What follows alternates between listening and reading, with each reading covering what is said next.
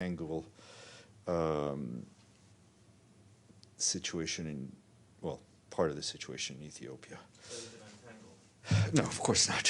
It's the UN. Well, I think that's the briefing. Yeah, right. Yeah, keep your mask on.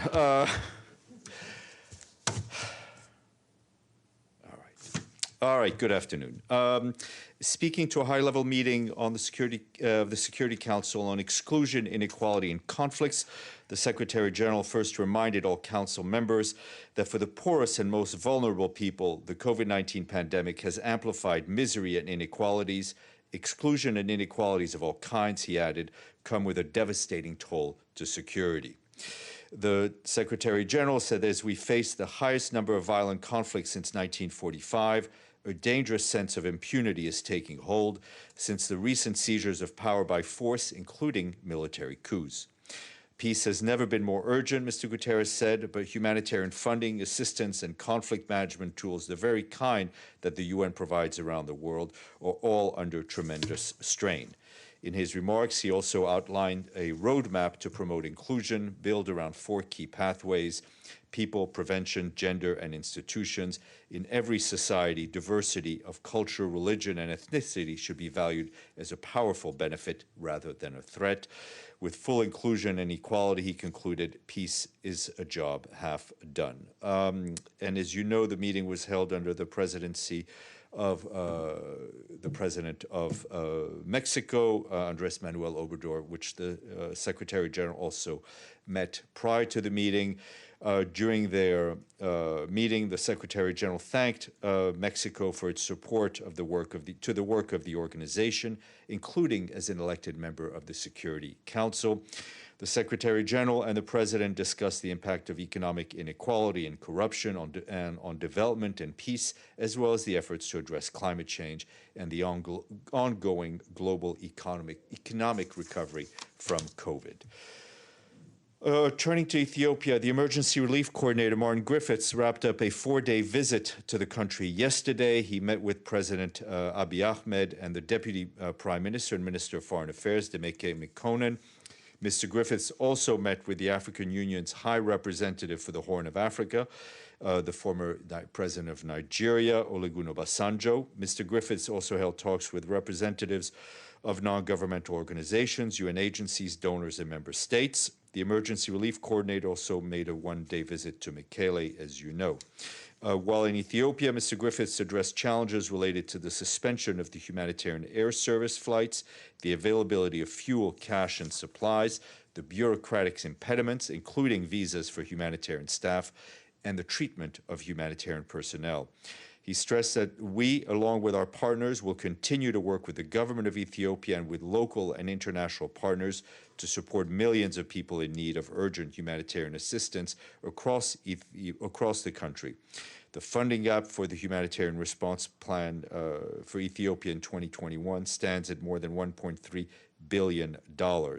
And as you saw yesterday, the Undersecretary General for Political and Peacebuilding Affairs, Rosemary DiCarlo, told Security Council in the afternoon that there must be an immediate cessation of hostilities in Ethiopia. And we have been getting quite a few questions about about detained UN staff in Ethiopia, and I just got off the phone with our security colleagues, and I can tell you that the current numbers are that 16 national staff have been detained, while 6 have been released. We are, of course, actively working with the government of Ethiopia to secure their immediate release. Today, on Venezuela, today a 3-member panel of electoral experts began deploying in Venezuela. The panel, which had been announced here a few weeks ago, will undertake an independent technical assessment of the electoral system in the context of the November 21st regional and municipal elections, which will take place in Venezuela. The panel will remain in country until shortly after polling day. Panel members will meet with a wide range of political and civil society actors, as well as electoral and authorities and experts. This type of electoral assistance has been provided by the UN in the past to other countries upon their request. Unlike UN electoral observation missions, which requires a specific mandate by either the Security Council or the General Assembly, the panel of electoral experts do not issue evaluative public statements on the overall conduct of the electoral process or their results. The panel will, however, provide an internal report to the Secretary General with recommendations to strengthen future election processes. At the discretion of the Secretary General, recommendations formulated by the panel may be transmitted back to national authorities. Members of the panel of experts will have extensive electoral experience working for the United Nations in other contexts. On Niger, the Secretary General's special representative and head of the UN Office for West Africa and the Sahel, Mohamed Anadif, expressed his solidarity with the families and the victims and the government and the people of Niger following the horrendous fire that took place in a school in Maradi, where more than 20 children died. UNICEF also expressed its sadness, noting it will continue to work with national authorities and partners across the country to ensure that children can attend school and learn in a safe environment.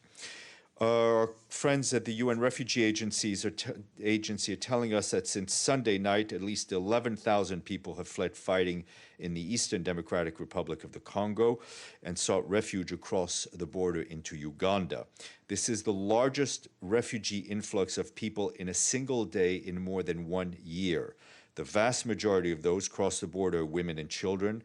Working in coordination with local authorities, UNHCR has already relocated about 500 asylum seekers to nearby Nyakabande Transit Center, which can accommodate up to 1,500 people. The agency is also concerned that local capacity and services may soon be overwhelmed, and they are requesting urgent resources to address the needs of the new arrivals.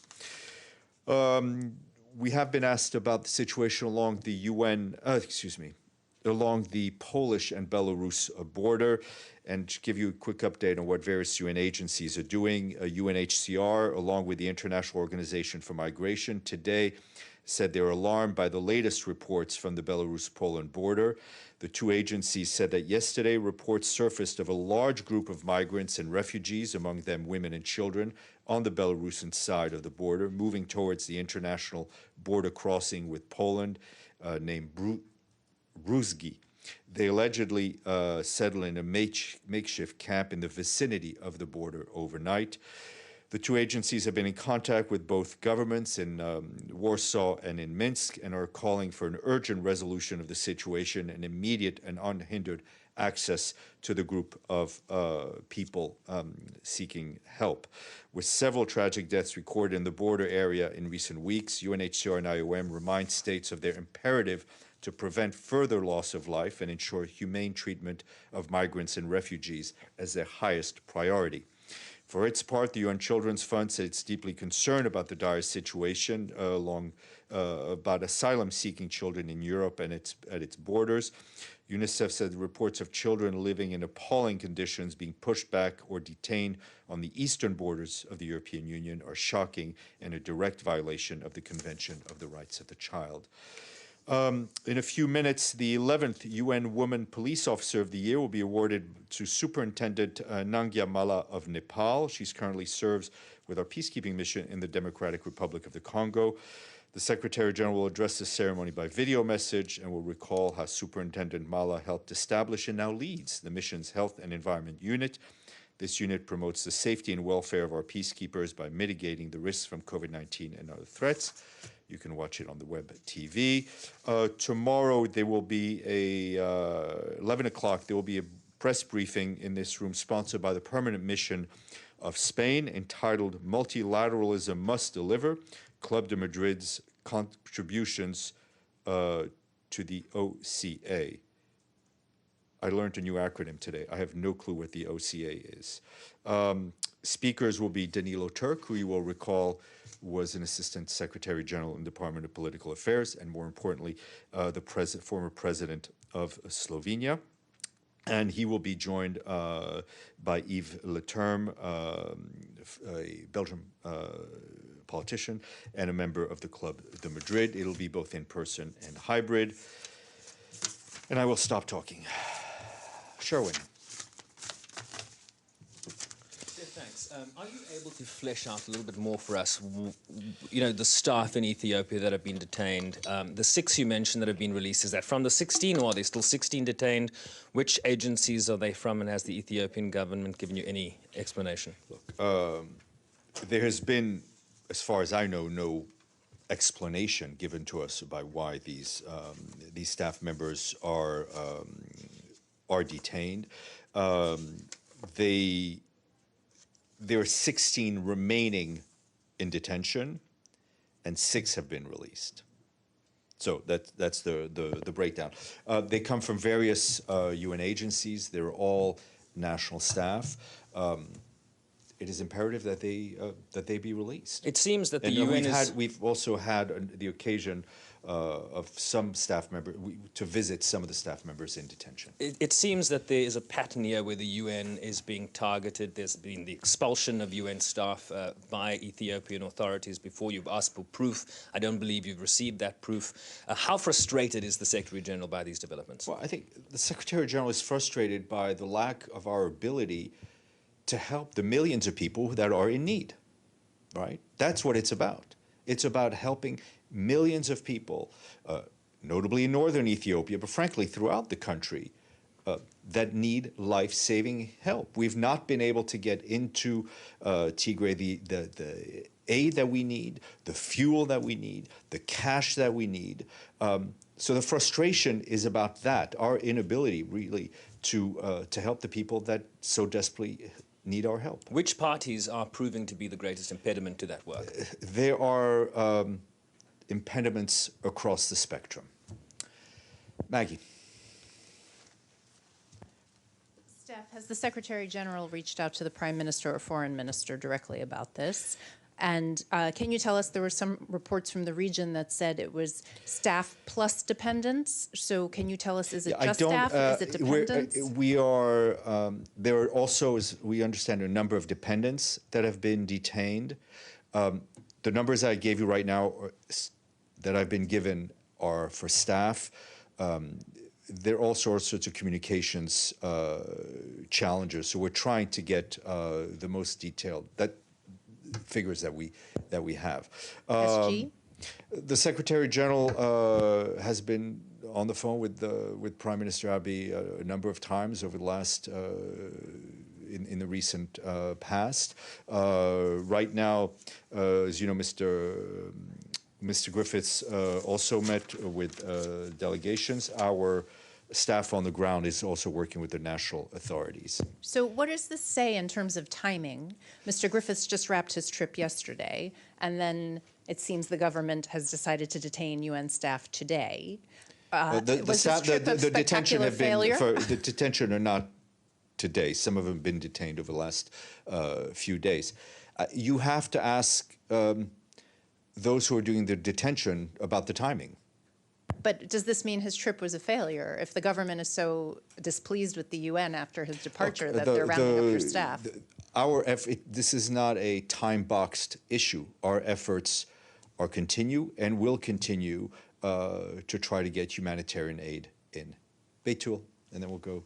So can you just clarify how many UN staff? Is it 22 in total, and now 6 of them have been released, and there are 16 left?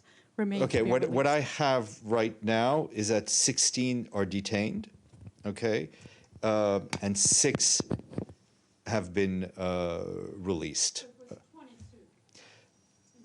That's the number. Oh, and sorry, Addis and elsewhere? This is, as I understand it, only Addis. I mean, for these national staff. There's reason to believe there might be staff in other parts of Ethiopia that have been detained. Is that correct? I have no indication of that. Mr. Hanna.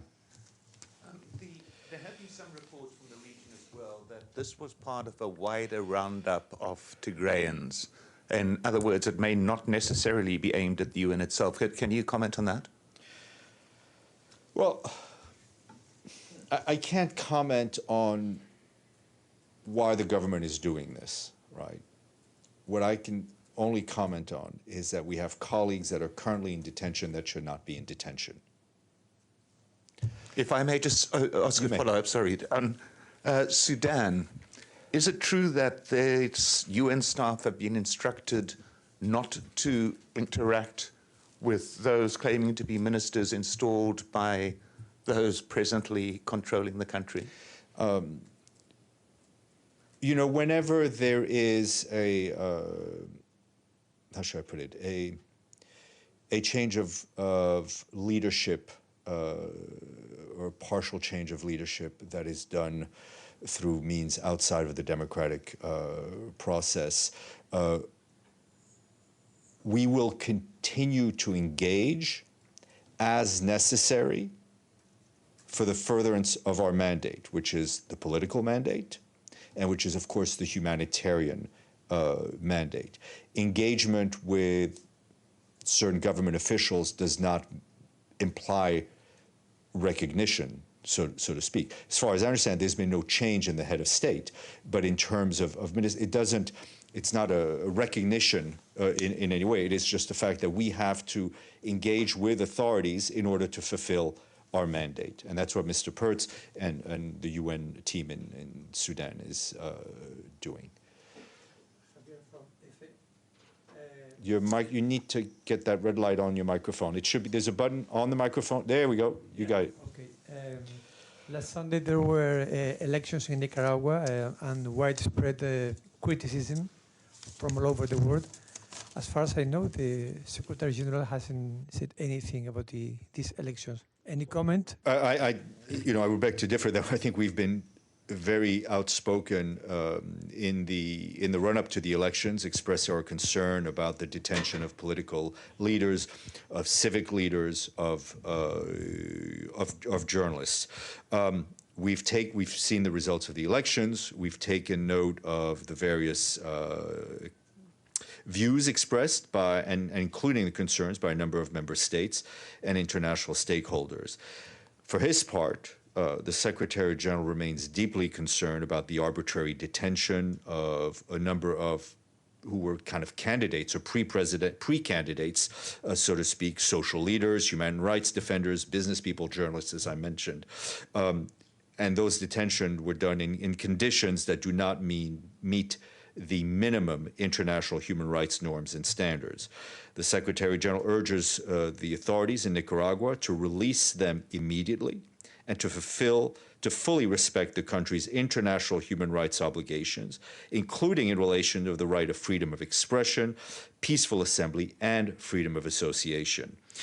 He encourages the government of Nicaragua to cooperate with international human rights mechanisms, including the Human Rights Council, and to grant access to the Office of the staff from the Office of the High Commissioner of Human Rights to Nicaragua so it can assist Nicaragua in complying with its international human rights commitments. But on the elections?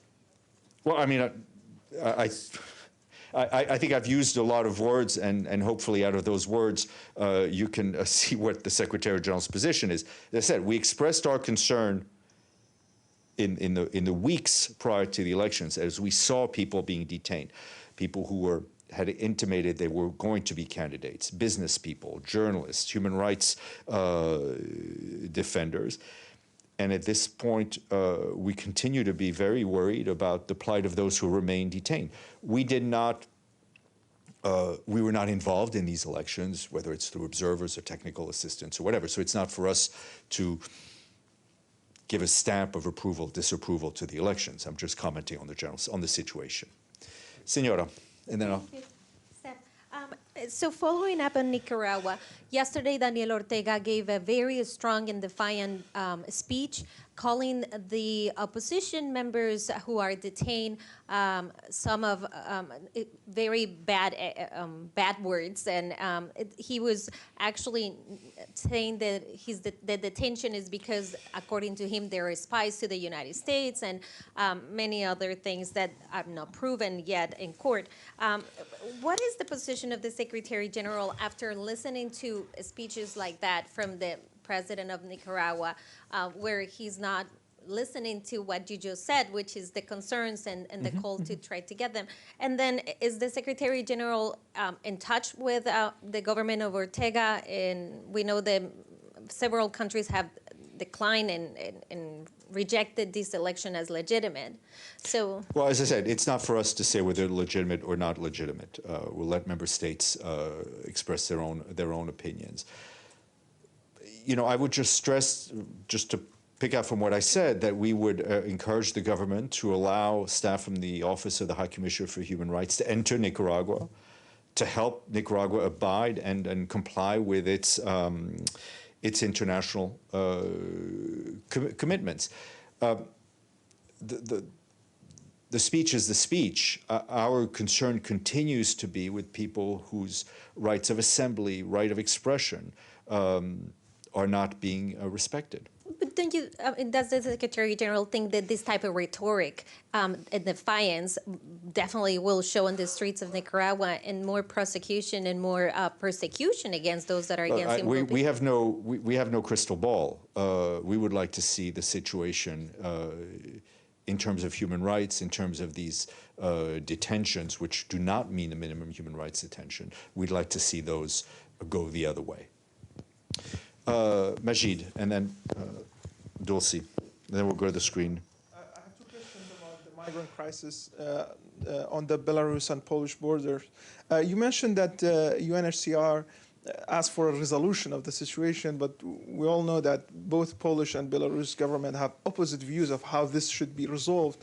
Does the United Nations have a view how this should be resolved, where the migrants should go? Is there any plan suggested by UNHCR with this? Well, I mean, as I said, UNHCR and IOM are in touch with their counterparts in Minsk and in Warsaw. What we want to see is people who are on the move, trying to seek a better life, being treated with dignity, to have those who seek asylum have their rights as enshrined in the Refugee Convention respected.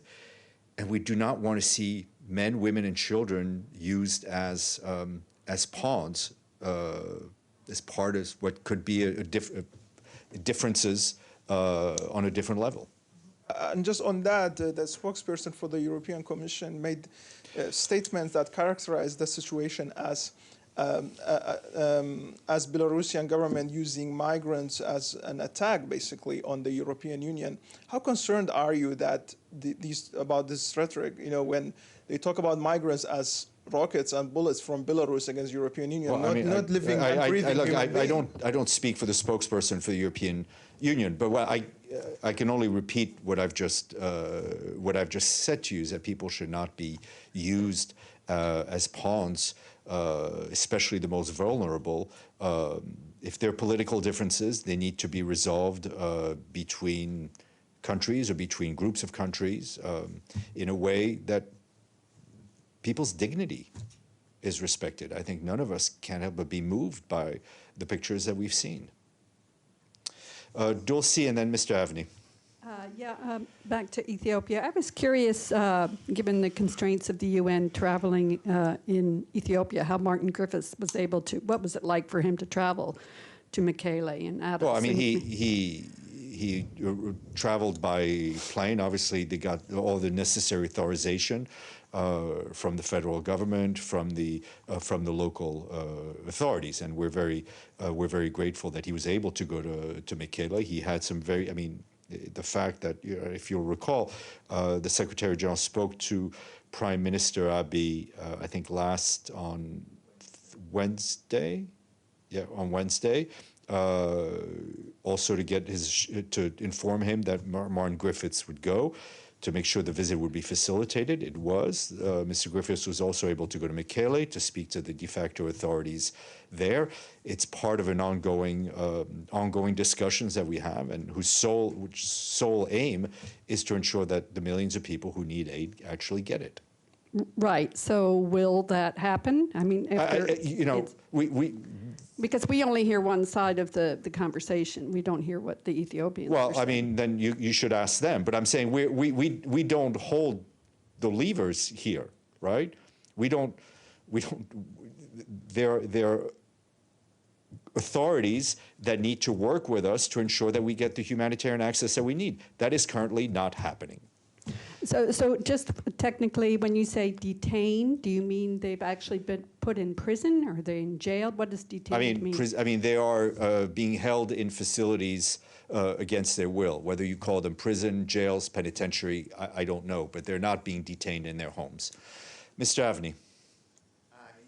Does the Secretary General have any view on whether a wall will help the situation in a Polish border, as is suggested by some in Poland, and about the whole idea of walls in so nice to see you again, Benny. Yes, it is. I know. Listen, every country has the right and, should we say, the responsibility to protect its borders. That does not mean that it absolves them of the rights and responsibility to observe international law, especially when it comes to refugees, and to treat people with respect and dignity. Let's go, Madam. I need your microphone. Well, you need your microphone.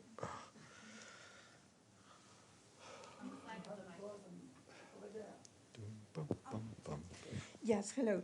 Just, I was late, sorry, and I don't know exactly. You said the detainees in Ethiopia were detained by the government, and yes, on what premises? Well, that's not clear to us.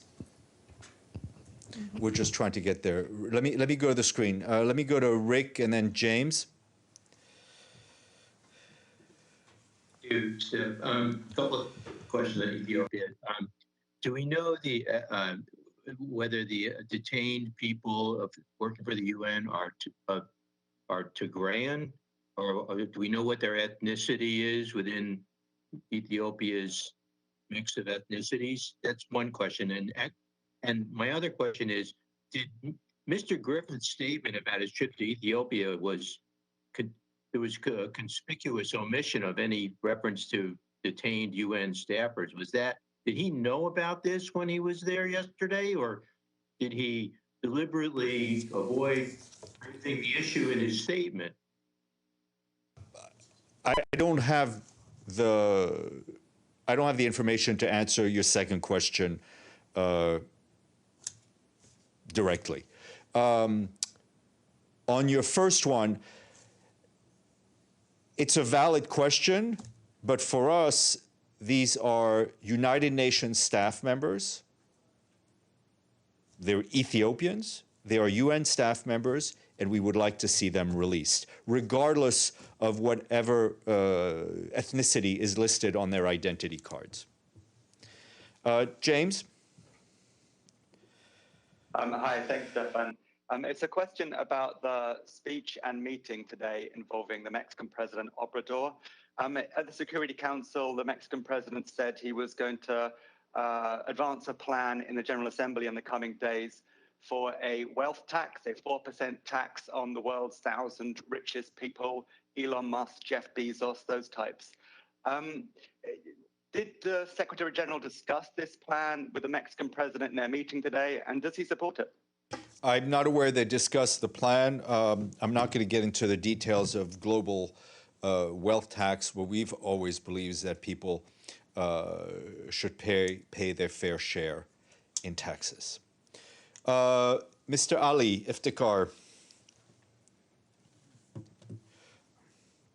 Thank you, Steph. Last week, there were reports that TPLF soldiers were marching towards Addis Ababa, and in response, the Ethiopian government asked residents to take up arms to defend the capital. What is UN information? Are they closing in on the capital? And if so, has the UN taken steps to protect its staff? I have no information on military or activity. It is clear that the safety and well-being of all our staff in Ethiopia is being assessed on a daily basis.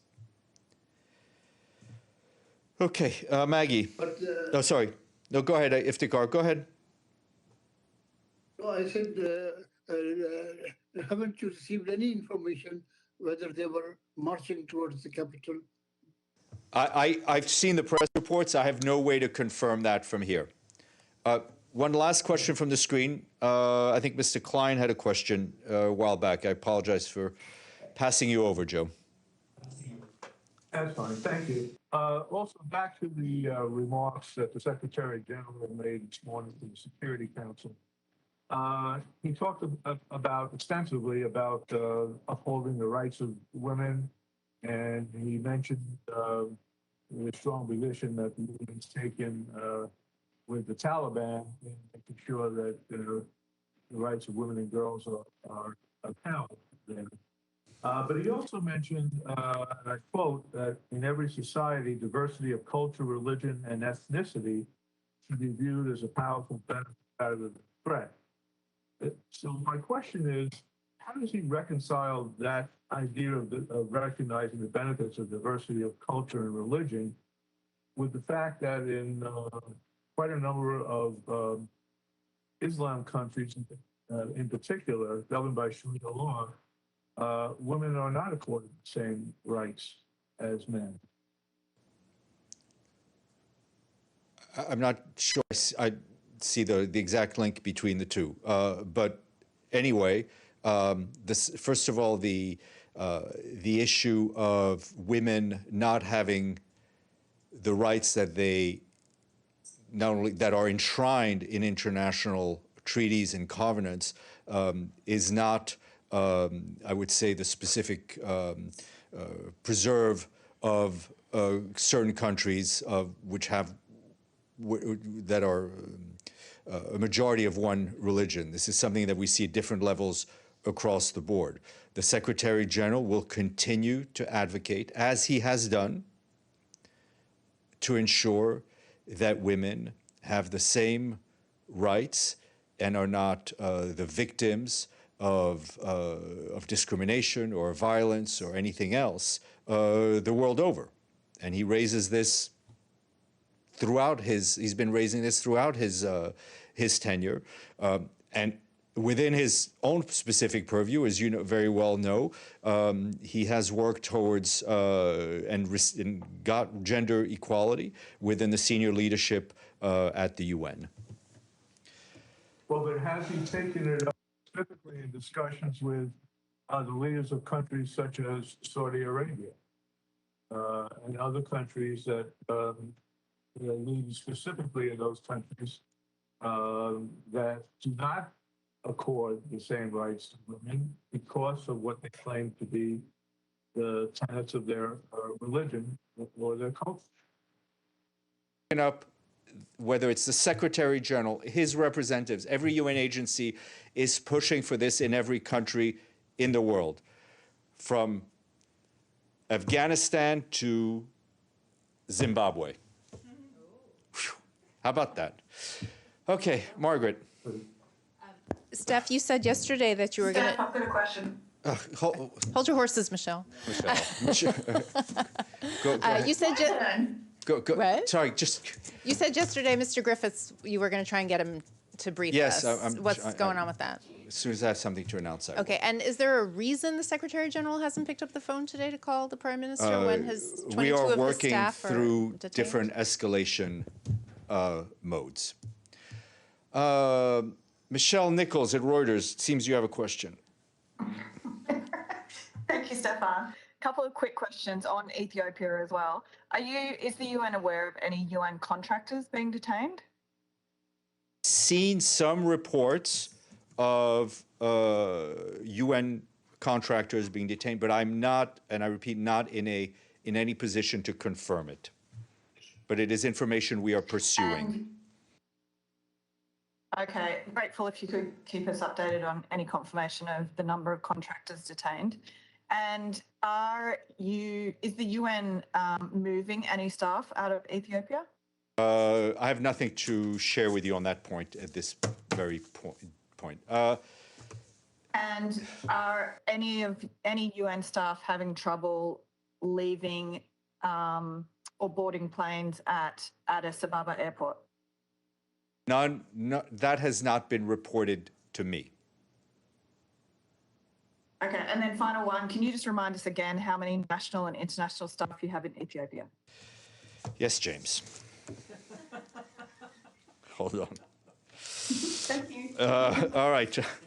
The actual number of staff we have as of November 8th is 2,398 national staff, 1,077 international staff, and some 4,957 dependents. Thank you. And really, this is properly last one. Is the UN considering moving any staff out of? As I said, we monitor the situation on a more than a daily basis, and we will take whatever action we need to keep staff, national and international, safe. Ms. Falk. Yes, thanks. Question into overdrive.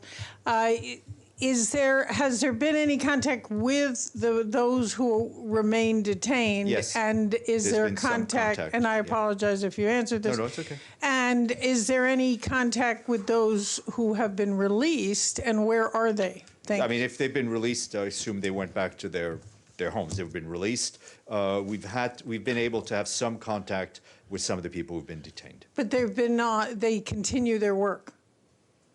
Yeah, I mean, they're ones who are released. Whether or released. not, I mean, you know, I don't. It's a moving target. Short answer is I don't know. Once Okay. they've been released, I mean, if I were released, I would want to take some time off. But I mean, the point is that they've been released. Okay, thank you. Right, great. Welcome to round two. Not by my count. Just to wrap Ethiopia, if the accusation from the Ethiopian authorities is that these staff have been meddling in the internal affairs of the country, what is your response? I'm not going to go into hypotheticals. The point is that the staff have. It's been an allegation made before. I understand. I understand. These staff have been detained. As far as I know, we have not received. They've not been charged. We have not received any clear indication as to why they're being detained. So we would like them to be released. One more question on coal. Of course. Today, South Africa's energy minister told a conference in Cape Town. In fact, he criticized what he called the global preoccupation with Africa having to move away from fossil fuels that are rich in, Africa that is rich in oil and gas resources, yet the continent is one of the least polluting. He said cutting financing for coal, oil, and even gas was a mistake, while arguing that Africa should not be coerced to take missteps. Given that the Secretary General has warned that fossil fuels are pushing humanity to the brink, I wonder how he views these sentiments. We do believe they are pushing humanity to the brink. We also believe that we need to find a pathway to a just transition. It is important that, as we know, everyone has responsibility, but differentiated responsibilities. No country should be coerced. However, every country should understand that we are in this together, to put it bluntly, and it is important that everyone move together at the same time so we can keep that 1.5 degree goal alive. Okay. I wish I could tell you I'm going to... What? I have to go see my boss, and I'm already 20 minutes late, so whatever. With some luck, he'll fire me. Yeah, exactly. Yeah.